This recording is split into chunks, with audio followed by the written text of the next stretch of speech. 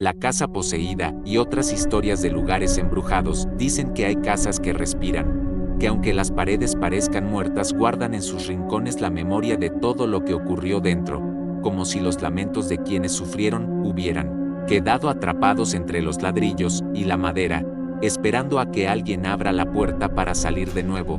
Esta historia que voy a contarte comenzó hace muchos años en un pequeño pueblo olvidado de la sierra, un lugar donde la niebla baja cada tarde como un velo pesado y el silencio de la noche se corta solo por los ladridos lejanos de los perros y por el crujir de los árboles movidos por el viento. En ese pueblo había una casa enorme construida en piedra, con ventanales altos y techos de madera oscura. Todos la conocían como la casa poseída, aunque nadie podía ponerse de acuerdo en cuál había sido el origen real de la maldición. Algunos decían que ahí una familia entera murió de manera misteriosa, otros aseguraban que era un terreno maldito mucho antes de que se levantaran esas paredes. Lo cierto es que el lugar estaba abandonado hacía décadas y nadie se atrevía a entrar después del anochecer. Yo lo escuché de niño cuando mi abuelo me llevaba a visitar a unos parientes en ese pueblo. Me contaba que en sus años mozos junto con otros amigos se había atrevido a pasar la noche en la casa, y que lo que vio ahí le quitó el sueño durante semanas. Nunca quise creerle del todo, hasta que siendo adulto tuve la oportunidad de comprobar por mí mismo lo que escondía aquel lugar. Fue durante una investigación que emprendimos con un grupo de conocidos que compartíamos el gusto por las historias de fantasmas. Uno de ellos había heredado un pequeño terreno cercano y conocía de sobra la fama de la casa. Con la valentía que da la juventud nos animamos a entrar una noche de otoño. Llevábamos linternas, cámaras y la certeza de que nada de lo que se contaba podía ser real. La primera impresión al abrir la puerta fue el olor, una mezcla de humedad, polvo y algo más difícil de explicar, como hierro oxidado, como sangre vieja. El aire estaba pesado y cada paso que dábamos hacía crujir la madera del suelo. Parecía que la casa entera se quejaba de nuestra presencia. Caminamos por un pasillo largo donde los retratos colgados tenían las caras borradas por el tiempo. Apenas se distinguían siluetas, figuras que parecían observarnos sin ojos. Llegamos a la sala principal y ahí la temperatura bajó de golpe. No es un recurso narrativo, no fue sugestión. De pronto sentimos un frío intenso que nos caló hasta los huesos. Uno de mis amigos sacó un termómetro digital que llevaba y marcaba 5 grados menos que afuera. Todos nos miramos sin hablar, como entendiendo que habíamos cruzado un umbral invisible. Entonces comenzaron los ruidos, primero pasos en el piso de arriba, luego golpes secos en las paredes. Alguien dijo que debía de haber animales dentro, pero lo extraño era que los sonidos seguían un patrón, como si alguien nos rodeara, como si jugara con nosotros. Subimos la escalera y en el segundo piso encontramos las habitaciones, cada una en peor estado que la anterior. Techos a medio caer, muebles cubiertos con sábanas desgarradas. Pero lo que más nos impresionó fue una habitación al final del pasillo. La puerta estaba cerrada con una cadena oxidada, como si alguien hubiera querido impedir que algo saliera de allí. Forzamos el candado con una palanca y cuando entramos, sentimos un golpe de viento que apagó 2 linternas. El haz de luz que quedó iluminó la pared del fondo y vimos símbolos grabados, extraños signos que ninguno de nosotros reconocía. En el suelo había velas derretidas, cenizas y lo que parecía un círculo dibujado con tiza, como si ahí se hubiera practicado algún tipo de ritual. De pronto escuchamos un susurro, muy bajo al principio, después más claro, como una voz que repetía nuestro nombre uno por uno. Nadie se atrevía a moverse. La linterna parpadeó y alcanzamos a ver una sombra alta que se deslizó por la pared, demasiado alta para ser humana. Se doblaba como humo, pero al mismo tiempo tenía forma definida. Fue entonces cuando uno de mis amigos, el más incrédulo, cayó al suelo como si lo hubieran empujado. Gritaba que lo estaban tocando, que algo le agarraba las piernas. Intentamos levantarlo pero se resistía, lloraba como un niño. Al final lo arrastramos fuera de la habitación y apenas cruzamos la puerta todo se calmó. El aire recuperó su temperatura normal y el silencio volvió. Lo llevamos al pueblo y esa noche no durmió. Repetía una y otra vez que dentro de la habitación había visto un rostro pegado al suyo, una cara sin ojos ni boca que lo miraba desde la oscuridad. A la mañana siguiente, decidimos volver para recoger el equipo que habíamos dejado adentro. Pero cuando llegamos, la cadena de la puerta estaba otra vez en su sitio, intacta, como si nunca la hubiéramos roto. Ninguno de nosotros se atrevió a entrar de nuevo. Dejamos las cámaras, las linternas y cualquier prueba, y salimos sin mirar atrás. Lo extraño es que días después, uno de mis amigos recibió en su correo electrónico fotos tomadas desde dentro de la casa, fotos en las que aparecíamos nosotros en la sala principal, solo que en cada imagen había una figura más, una sombra detrás, cada vez más cerca, hasta que en la última estaba justo entre nosotros, sonriendo con una boca imposible de grande. No había explicación porque esas fotos nunca las tomamos, nadie llevaba ese tipo de cámara. Desde entonces entendí que la casa poseída no era solo una leyenda del pueblo, sino un lugar donde algo realmente oscuro habitaba. Y cada vez que pienso en ella me pregunto si no se quedó con una parte de nosotros aquella noche, si no seguimos marcados de alguna manera.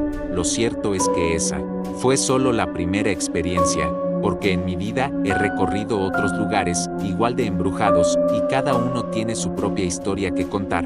Pero nada me estremeció tanto como esa casa que sigue ahí en medio de la sierra, esperando que alguien más tenga la osadía de entrar. Después de aquella experiencia en la casa maldita, pensé que nada podría impresionarme de la misma forma, pero estaba equivocado, porque lo que vivimos tiempo después en un monasterio olvidado me demostró que hay lugares donde la fe y el miedo se mezclan de tal manera que resulta imposible escapar de la sensación de que algo más grande, algo incomprensible, nos observa. El monasterio en cuestión se encontraba en lo alto de una colina rodeada de bosques. Los lugareños decían que había sido abandonado hacía más de un siglo, cuando una epidemia diezmó a los monjes que vivían allí. Nadie quiso volver a habitarlo porque aseguraban que por las noches se escuchaban rezos, campanas invisibles y lamentos que bajaban por el valle. Un amigo historiador nos convenció de visitarlo porque según él en sus archivos había referencias a rituales extraños practicados por algunos de los monjes, prácticas que mezclaban religión con algo más oscuro. Así que una tarde de invierno nos pusimos en camino. El sendero era empinado y el viento golpeaba con fuerza. Al llegar lo primero que vimos fue la fachada enorme, con ventanales góticos rotos y la torre inclinada como si estuviera a punto de caer. Empujamos la puerta principal y nos recibió un eco profundo, como si el lugar hubiera estado esperando que alguien lo despertara.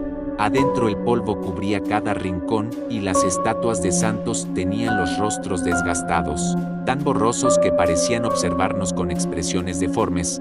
El silencio era tan espeso que hasta nuestras respiraciones sonaban demasiado fuertes. Caminamos por los pasillos y llegamos al claustro, un patio central con un pozo en medio. Ahí sentimos el primer escalofrío, porque el agua del pozo estaba en movimiento, aunque no soplaba viento alguno. Formaba pequeños remolinos como si algo desde abajo respirara. Intentamos ignorarlo y seguimos explorando. Al entrar a la capilla principal encontramos bancos cubiertos por telarañas y un altar ennegrecido. Sobre él había restos de cera y marcas en el suelo que parecían círculos concéntricos. De pronto uno de mis amigos dijo que escuchaba un murmullo. Todos nos quedamos callados y entonces lo percibimos. Era un rezo en latín, muy bajo, repetido una y otra vez, venía de todas partes y de ninguna, como si las paredes lo exhalaran. Sacamos las linternas pero de poco servían porque la oscuridad era más densa de lo normal. Cada rayo de luz parecía tragado por la piedra. De repente escuchamos el tañido de una campana, profundo, metálico, pero la torre no tenía campana. Había sido retirada hacía décadas según los registros. Sin embargo, el sonido era tan real que vibraba en el pecho. Sentimos que algo se movía en el coro alto. Miramos hacia arriba y vimos sombras que se deslizaban entre las columnas, como monjes con túnicas largas caminando lentamente. Uno de ellos se detuvo y giró la cabeza hacia nosotros, aunque no tenía rostro, solo una mancha oscura donde deberían estar los rasgos. Salimos corriendo hacia el pasillo y nos refugiamos en una biblioteca. Allí los estantes estaban llenos de libros mohosos, algunos abiertos en páginas que describían plegarias mezcladas con símbolos extraños. Uno de mis amigos tomó un volumen y leyó unas frases. Apenas lo hizo, un viento helado recorrió el salón y todas las velas apagadas se encendieron a la vez. Llamas pequeñas pero firmes, iluminando rostros dibujados en las paredes, decenas de caras talladas en la piedra que no estaban ahí antes. Abrimos la puerta para huir, pero se cerró de golpe, como si alguien la empujara desde afuera. Empezamos a golpearla desesperados y entonces escuchamos un grito que resonó por todo el monasterio, un grito humano, largo, lleno de dolor. Cuando por fin logramos salir sentimos que algo nos seguía, pasos que resonaban detrás de nosotros, aunque al girarnos no había nadie. Al llegar al claustro vimos de nuevo el pozo, solo que ahora del agua emergía una mano blanca, huesuda, que trataba de agarrarse al borde. Corrimos sin mirar atrás y bajamos la colina casi rodando. Cuando llegamos al pueblo apenas podíamos hablar. La gente nos miraba sabiendo lo que habíamos hecho y una anciana se acercó a decirnos que no era la primera vez que forasteros se atrevían a entrar, que algunos nunca regresaban. Esa noche ninguno pudo dormir. Aún con los ojos cerrados, seguíamos escuchando el repicar de la campana que no existía. Entendimos que hay lugares donde las plegarias no llegan al cielo, sino a algo más profundo y más oscuro, y que aquel monasterio no era sagrado desde hacía mucho tiempo, sino un refugio de sombras que todavía esperan que alguien se atreva a interrumpir su silencio. La casa poseída y otras historias de lugares embrujados dicen que no solo las casas o los templos pueden guardar presencias oscuras, también los caminos, porque hay carreteras que parecen tragarse a los viajeros, lugares donde la realidad se dobla y lo imposible sucede una y otra vez. Recuerdo perfectamente la primera vez que escuché hablar de la carretera maldita. Fue en una reunión familiar. Un tío lejano contó que en su juventud conducía camiones y en una de sus rutas nocturnas había tenido un encuentro que jamás pudo olvidar. Él no era hombre de fantasías, hablaba siempre con crudeza, sin adornos, pero cuando relató lo que le ocurrió su voz temblaba. Esa carretera se encontraba entre dos pueblos pequeños, separados por una zona de bosque y colinas. Un tramo de apenas 20 kilómetros, pero famoso entre los conductores porque decían que ahí se aparecía una mujer vestida de blanco, siempre en el mismo punto, levantando la mano como si pidiera ayuda. Muchos juraban haberla visto y al detenerse, desaparecía. Otros aseguraban que si la ignorabas podías tener un accidente más adelante. Mi tío contó que una noche lluviosa la vio claramente. Estaba empapada, con el cabello pegado al rostro y los brazos extendidos. Él se detuvo para auxiliarla y abrió la puerta, pero en cuanto la miró a los ojos, se dio cuenta de que no tenía pupilas.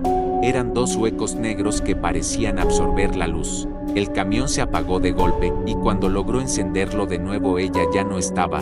Lo más inquietante fue que en el asiento del copiloto quedaban marcas de agua, como si alguien se hubiera sentado allí.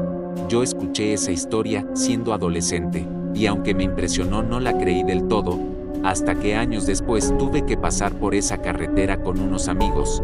Era de noche, habíamos ido a un concierto en la ciudad y regresábamos tarde. El cielo estaba nublado y la luna apenas se intuía. Al tomar la curva más pronunciada vimos una figura a lo lejos. Caminaba por el borde de la carretera lentamente. Pensamos que era un peregrino o alguien perdido, pero al acercarnos notamos que no tenía sombra, y a pesar de los faros su silueta se mantenía difusa. Uno de mis amigos bajó la ventana para gritarle algo y en ese instante la figura desapareció, como si se disolviera en el aire. El coche empezó a fallar, las luces parpadeaban y el motor hacía ruidos extraños. Logramos avanzar unos metros hasta que se detuvo por completo. Estábamos en medio de la nada, bajamos para revisar y el silencio era absoluto, ni grillos ni viento, solo nuestro miedo latiendo en el pecho. De pronto escuchamos un llanto, un sollozo de mujer que parecía provenir de todas partes. Miramos alrededor con las linternas del móvil y ahí estaba de nuevo, parada a unos metros, esta vez mucho más clara. Su vestido blanco parecía moverse sin viento, y en su rostro no había rasgos, solo piel lisa. Corrimos de vuelta al coche. Intentamos arrancar y milagrosamente encendió a la primera. Salimos a toda velocidad sin mirar atrás. Cuando llegamos al pueblo, nos detuvimos a recuperar el aliento, pero lo que nos dejó helados fue que al mirar el reloj nos dimos cuenta de que habían pasado 2 horas desde que el coche se apagó, aunque jurábamos que todo había ocurrido en menos de 15 minutos. Era como si el tiempo se hubiera doblado. No fuimos los únicos en vivir experiencias extrañas en esa carretera. Otro conocido juraba haber visto el mismo camión pasar frente a él 2 veces en direcciones contrarias, idéntico hasta la matrícula. Algunos hablaban de un ciclo, de un bucle en el que ciertos momentos se repetían atrapando a los viajeros. Había incluso registros de coches accidentados que nadie encontró nunca, como si se hubieran desvanecido en el trayecto. Yo mismo años más tarde volví a pasar por allí con más calma, de día, y me sorprendió lo normal que parecía todo. Árboles verdes, pájaros cantando, pero al acercarme al punto exacto donde la mujer se aparecía sentí un mareo, un zumbido en los oídos y la necesidad de no detenerme. Aceleré y no volví a mirar por el retrovisor. Desde entonces, cada vez que alguien menciona la carretera embrujada, recuerdo esa sensación de estar fuera del tiempo, de ser observado por algo que no debería existir en un camino tan común, y entiendo por qué muchos eligen dar un rodeo antes que enfrentarse de nuevo a ese tramo, porque no hay nada más aterrador que lo que espera al borde del asfalto en medio de la oscuridad, algo que puede confundirse con un viajero perdido pero que en realidad no es humano y que sigue repitiendo su aparición una y otra vez como un eco eterno atrapado en la carretera. Siempre me han dicho que los pueblos guardan secretos más oscuros que las grandes ciudades, porque en las calles estrechas, en las plazas vacías y en las casas de adobe resuena todavía la voz de quienes vivieron y murieron allí, y muchas veces esas voces no descansan. Hay un pueblo en especial del que me contaron historias desde joven, un lugar perdido en la sierra donde las casas están abandonadas pero intactas, como si los habitantes hubieran salido un día con la promesa de volver y nunca regresaron. Lo llaman el pueblo fantasma, porque al caer la noche se escuchan puertas que se abren, conversaciones lejanas y hasta risas de niños, aunque no quede nadie. La primera vez que lo visité con unos amigos, lo hicimos por pura curiosidad. Queríamos comprobar si todo aquello era solo mito. Llegamos una tarde de verano y al entrar por la calle principal sentimos una calma extraña, demasiado perfecta, como si el tiempo estuviera detenido. Los relojes de pulsera comenzaron a fallar, atrasándose minutos sin razón. Caminamos por la plaza donde todavía había una fuente seca y bancos de piedra. Uno de mis amigos juró escuchar pasos detrás de nosotros, pero al girar no había nadie. Avanzamos hasta una casa grande que parecía haber sido la del alcalde. Empujamos la puerta y dentro los muebles estaban cubiertos de polvo pero intactos. Sobre la mesa aún quedaban platos, vasos, como si la familia hubiera cenado la noche anterior y hubiera salido deprisa. Lo inquietante fue que en una de las paredes había un espejo y al mirarnos notamos que no reflejaba a todos. Uno de mis amigos no aparecía en el cristal, aunque estaba de pie junto a nosotros. Tratamos de reírnos, de no darle importancia, pero él estaba pálido. Decía que al asomarse veía una figura detrás, una mujer vestida de luto con la mano sobre su hombro. Salimos corriendo de la casa y escuchamos claramente un portazo arriba, como si alguien acabara de encerrarse en una habitación. Seguimos explorando y al caer la noche fue peor. Las calles se llenaron de murmullos, voces que repetían nuestros nombres, sombras que cruzaban de una ventana a otra. Intentamos grabar con el móvil pero las pantallas quedaban en negro, solo ruido estático, como si el pueblo no quisiera ser registrado. Finalmente decidimos marcharnos pero al llegar a la salida notamos que la carretera no era la misma. Daba vueltas y siempre regresaba al centro de la plaza, como si el lugar nos atrapara. Solo después de horas de andar en círculos vimos de nuevo el camino real. Cuando escapamos miramos atrás y el pueblo parecía diferente. Las casas ya no estaban en ruinas, sino habitadas. Luces encendidas en las ventanas y figuras que nos observaban inmóviles desde las puertas. Al parpadear todo volvió a la normalidad. Ruinas silenciosas. Desde entonces entendí por qué decían que ese pueblo vivía en 2 tiempos, el de los vivos y el de los muertos, y que a veces uno podía cruzar la frontera sin darse cuenta. No es el único caso. También escuché de una aldea cercana donde cada año en la misma fecha aparece una procesión de fantasmas. Monjes encapuchados que avanzan con velas por la calle principal. Los vecinos evitan salir esa noche porque aseguran que quien se cruza con ellos se enferma y muere antes del siguiente invierno. Incluso un periodista intentó documentarlo. Pasó 3 noches allí y en la última grabación se escuchan claramente cantos gregorianos, aunque la calle estaba vacía. Nunca publicó el material. Dicen que lo destruyó después de que su salud se deteriorara sin explicación. Así son los pueblos embrujados, lugares donde el tiempo no cura las heridas, sino que las repite como un eco interminable, donde cada casa guarda un secreto y cada plaza es un escenario para lo imposible. Y aunque uno piense que está preparado para todo, basta con poner un pie en esas calles para sentir que algo invisible lo sigue de cerca, esperando que cometa el error de quedarse demasiado tiempo. La casa poseída y otras historias de lugares embrujados. Pensé que después de la casa maldita, del monasterio, de la carretera embrujada y del pueblo fantasma ya nada podía sorprenderme. Pero estaba equivocado, porque lo que viví en el sanatorio, abandonado, fue lo más cercano al infierno que alguien pueda experimentar en este mundo. Aquel lugar estaba en lo alto de una montaña, había sido inaugurado a principios del siglo pasado como hospital para tuberculosos y luego convertido en manicomio. Con los años, cerró sus puertas tras una serie de muertes inexplicables. Los registros oficiales hablaban de enfermedades, pero los antiguos empleados contaban otra cosa. Hablaban de gritos en la noche, de pacientes que desaparecían de sus camas y de médicos que se quitaban la vida después de afirmar que algo los acechaba en los pasillos. Cuando supe de la historia, decidí investigarlo con un pequeño grupo de amigos que compartían la misma obsesión por lo paranormal. Llegamos un atardecer frío. La fachada gris se alzaba enorme frente a nosotros, con ventanas rotas como ojos vacíos. El viento silbaba entre los muros y parecía un lamento humano. Al entrar el eco multiplicaba cada sonido. Nuestras pisadas retumbaban como si decenas de personas caminaran junto a nosotros. Avanzamos por un corredor largo donde las puertas estaban abiertas. Cada habitación tenía camillas oxidadas y paredes con inscripciones, nombres, fechas, frases incoherentes como escritas por manos desesperadas.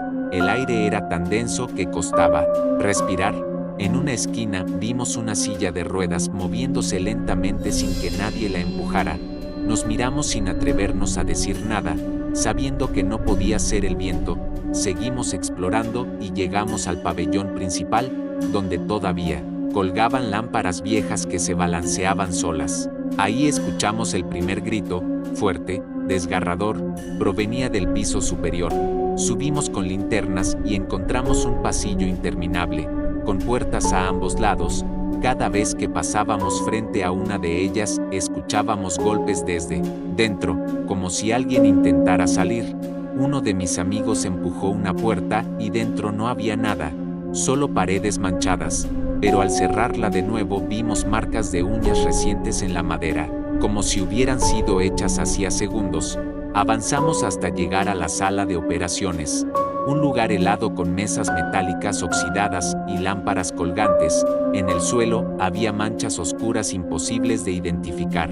De pronto todas nuestras linternas se apagaron a la vez y en la oscuridad absoluta escuchamos pasos alrededor, muchos, acercándose lentamente.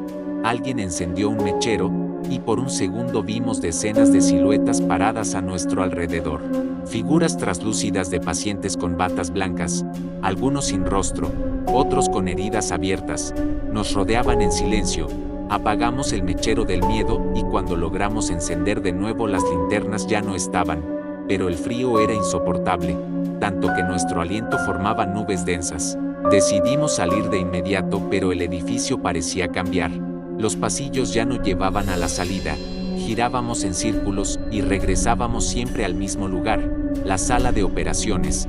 Allí comenzamos a escuchar voces que nos llamaban por nuestros nombres, primero en susurros, luego con gritos. Uno de mis amigos empezó a convulsionar. Decía que alguien lo estaba sujetando por la espalda, lo jalábamos entre todos pero una fuerza invisible lo retenía.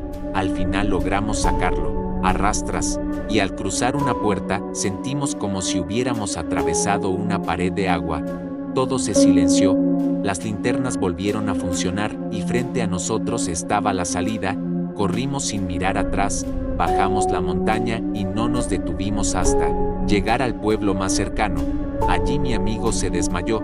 Cuando despertó horas después tenía marcas en la espalda, huellas de manos delgadas y alargadas, como si lo hubieran sujetado con fuerza.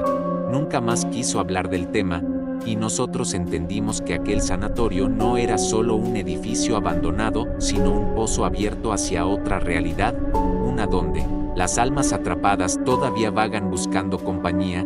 Desde entonces, cada vez que alguien me pregunta cuál ha sido el lugar más embrujado que conocí, no dudo en señalar ese hospital en ruinas, porque en cada grieta, en cada sombra y en cada silencio se siente la presencia de lo que quedó ahí, esperando que alguien tenga la osadía de entrar y perderse para siempre en sus pasillos sin fin.